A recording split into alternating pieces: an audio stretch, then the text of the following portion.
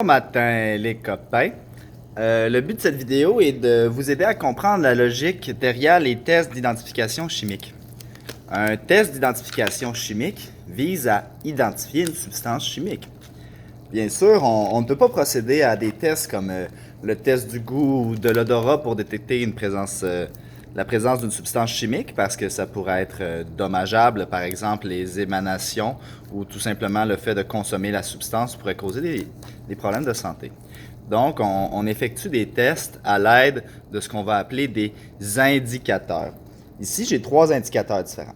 Le bénédicte, la solution iodée et les 2 solutions de biurène. Les indicateurs vont nous donner un indice au sujet de la présence d'une substance. Par exemple, le bénédicte, ici, a une couleur bleu pâle. Eh bien, en présence de glucose, le bleu pâle va prendre une coloration jaune à rouge. La solution iodée, cet indicateur, l'indice qu'elle nous donne lorsqu'elle est en présence d'amidon, qui est un glucide complexe, c'est qu'elle va passer d'une couleur orangée à une couleur bleu-noir. Et dans le cas de mes troisième indicateurs, biuret 1 et biuret 2 que l'on doit mettre ensemble, qui sont de couleur transparente et sinon bleu transparent, eh bien, en présence de protéines, entre autres, ça va prendre une coloration violette. On va procéder au test. Ici, dans la première rangée, j'ai mis du glucose, un glucide simple. Dans la seconde rangée, j'ai mis de l'amidon, un glucide complexe. Et dans la troisième rangée, il y a de l'albumine, une protéine. L'utilisation de la solution de bénédicte devrait faire apparaître une coloration jaune à rouge avec mon glucose. J'essaye. Ça reste bleu étrangement. Ok, il y a peut-être un problème. On va essayer avec les autres, voir. Donc j'essaye avec le glucide, l'amidon ici, le glucide complexe. Pas l'air de faire plus grand chose. Et je vais aller voir avec l'albumine. Pas l'air de changer grand chose non plus. Je vais mélanger, voir si ça l'aide. Peut-être que c'est ça mon problème, peut-être que c'est pas bien mélangé. Donc, ok, ça n'a pas l'air d'avoir changé grand chose ici. Pour le second, ça n'a pas l'air d'avoir changé grand chose. Pour le troisième, non plus. Est-ce qu'il y a un problème avec ma solution? Non. C'est juste que je ne l'ai pas utilisé dans les bonnes conditions. Qu'est-ce que je veux dire? Je ne l'ai pas utilisé dans les bonnes conditions. C'est qu'actuellement, j'ai utilisé cette solution à une température pièce, mais elle fonctionne mieux lorsque la température est plus élevée. C'est d'ailleurs pour ça qu'ici, j'ai un petit bécher qui est en train de bouillir. Ici, j'ai mon glucose, glucide simple, j'ai mon amidon, glucide complexe, et j'ai mon albumine qui est mes protéines. Donc, on va l'essayer, mais cette fois-ci, on va le faire chauffer dans un bain-marie. La raison pourquoi je le mets dans une éprouvette et que je le fais chauffer dans le bécher, c'est que comme ça, l'eau enrobe l'éprouvette et elle va répandre uniformément toute la chaleur à la surface. On s'entend que si je fais juste prendre mon tube et que je le dépose contre la plaque, il y a juste le fond qui va chauffer. Donc, on va faire le test, mais cette fois-ci avec les bonnes conditions. Donc, je vais faire le test. Je mets 2 petites gouttes de bénédicte là-dedans. Même chose.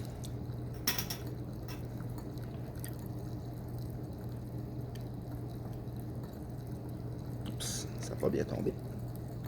Ah, et voici, et voilà, mon ami. Et je vais en mettre dans le dernier, celui qui est vide. Pourquoi j'en mets dans celui qui est vide?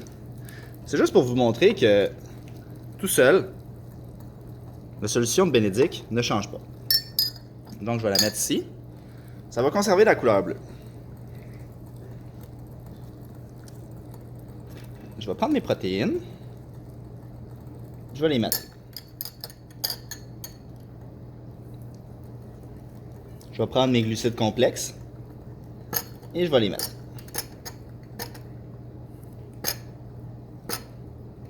En dernier, je vais prendre mon glucose, celui qui devrait réagir, et le déposer dedans également.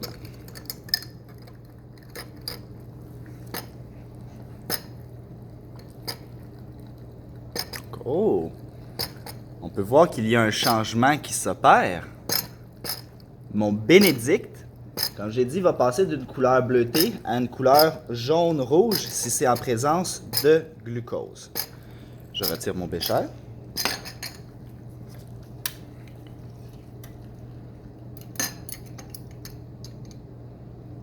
On voit bien le changement de couleur.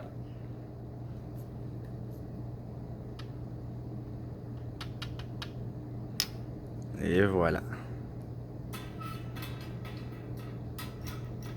Parfait. Tandis que les autres, bien, ils n'ont pas subi de changement. C'est normal, ça ne contenait pas de glucides simples. La solution de Bénédicte, c'est le seul que vous allez devoir faire chauffer.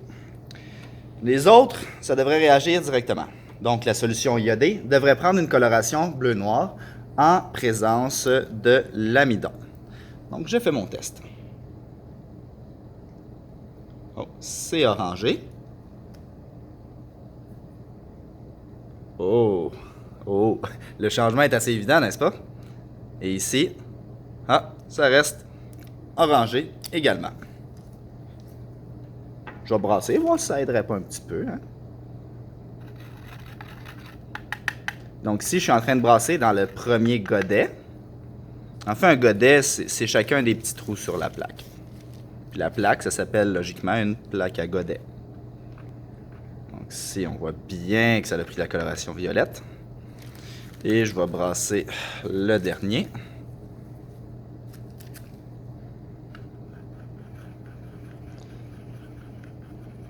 Non, ça conserve la coloration orangée. Puis on voit même que ça cherche à coller sur ma tige de verre. Bon. Et maintenant, c'est le test avec le biuret pour détecter les protéines. Ça devrait prendre une coloration violette. Donc, je commence en mettant 5 petites gouttes de biuret 1. 1, 2, 3, 4, 5. 1, 2, 3, 4, 5. 5, 4, 3, 2, 1.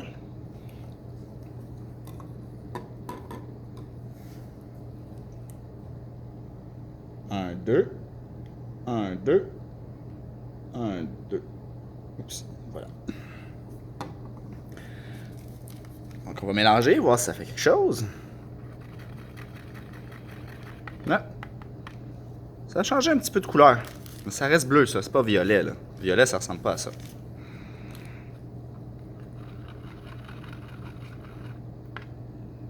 Ça reste bleuté également. OK. Et en dernier, s'il y a bien des protéines dans cette substance, ça devrait prendre une coloration violette. Oh!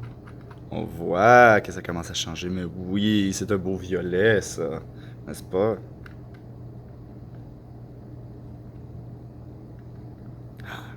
Quel magnifique résultat. Incroyable. Génial.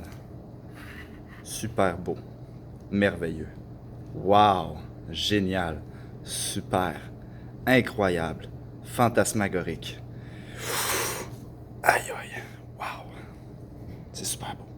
Donc, juste pour faire un petit résumé, le Bénédicte réagit avec le glucose seulement lorsqu'il est chauffé. Et il prend la coloration orangée.